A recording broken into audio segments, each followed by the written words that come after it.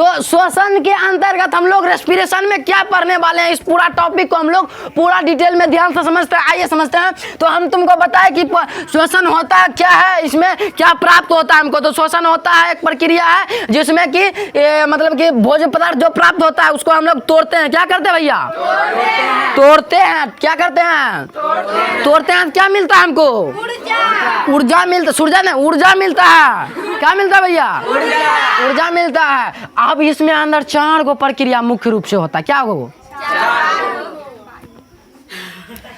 श्वसन तंत्र लगा हुआ है। श्वसन के लिए क्या लगा है? जैसे पाचन के लिए पाचन तंत्र नहीं लगा था, उसी प्रकार से श्वसन करने के लिए, सांस को ग्रहण करने के लिए, सांस से ऊर्जा प्राप्त करने के लिए कहाँ जाएगा, कैसे जाएगा, कहाँ रहेगा, कहाँ कार्बन डाइऑक्साइड निकलेगा, कहाँ ऑक्सीजन जाएगा, इस सब के लिए एगो तंत्र लगा हुआ है। शरीर में तंत्र लगा हुआ है। उसका भाग है कुछ, एक तो ऊपरी भाग है, एक तो निचली भाग है। ऊपरी भाग के अंतर्गत कुछ अंग आ रहा है, निचली भाग के अंतर्गत कुछ अंग आ रहा है। सबको मिला करके तंत्र बना है जिसको हम लोग बोलते हैं।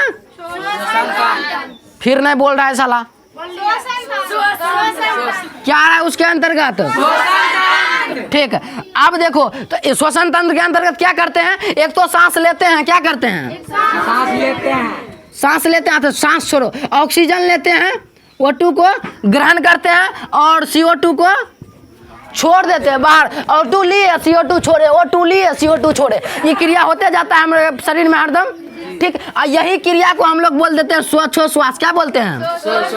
आगे जैसे जैसे क्लास में आगे बढ़ेंगे तो हम तुमको डिटेल में बताते चलेंगे। डिटेल मतलब पूरा अंदर तक घुस के। ठीक। श्वसन प्रक्रिया इसमें होता है। जैसे बाह्य श्वसन, आंतरिक श्वसन, कोशिका के अंदर श्वसन कैसे होगा, परिवहन उसमें, परिवहन मतलब कि शरीर के अन्य भाग तक कैसे पहुंचेगा, हर एक पार्ट तक, मतलब कि कौन चीज, सांस जाएगा तब ना। उधर जो ग्लूकोज बैठल है चोट्टा, ऑक्सीजन के आशा में बैठल है, वो आँख लिपुर ले, आओ न रे नहीं कर रहा है, तो वहाँ कौन चीज जाएगा? ऑक्सीजन जाएगा तबे ना तोड़ेगा, तबे ना अपना मिलेगा ऊर्जा, तब ना हाथ ऐसे घुराएंगे, तब ना गोर घुराएंगे। और जब तक ऊर्जा नहीं मिला है तब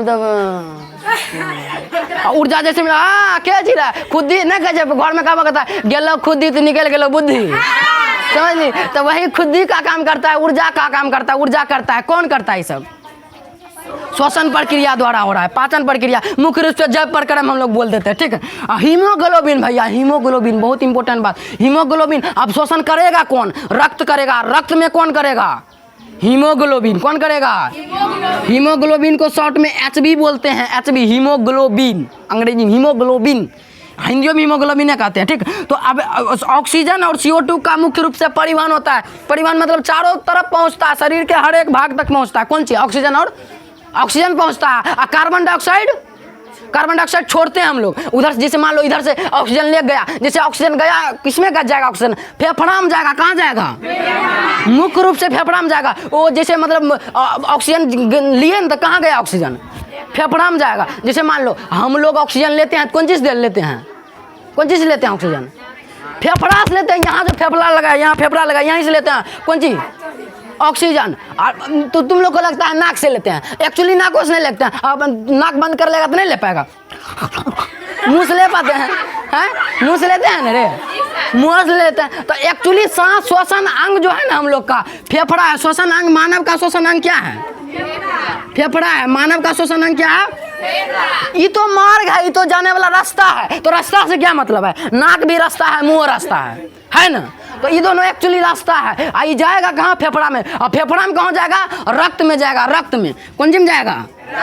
और जैसे ही रक्त में गया तो रक्त में रहता है हीमोग्लोबिन। बैठ लो, अरे अरे रे आबे तो रेतिन जा रहे। और जैसे आएगा हीमोग्लोबिन है, परिवहन करने का काम करता है। हीमोग्लोबिन अपने ऊपर लोड करता है क्या? ऑक्सीजन का। और चलो रे भैया, हर एक अंग तक पहुंचाने चल जाएगा। कौन चीज?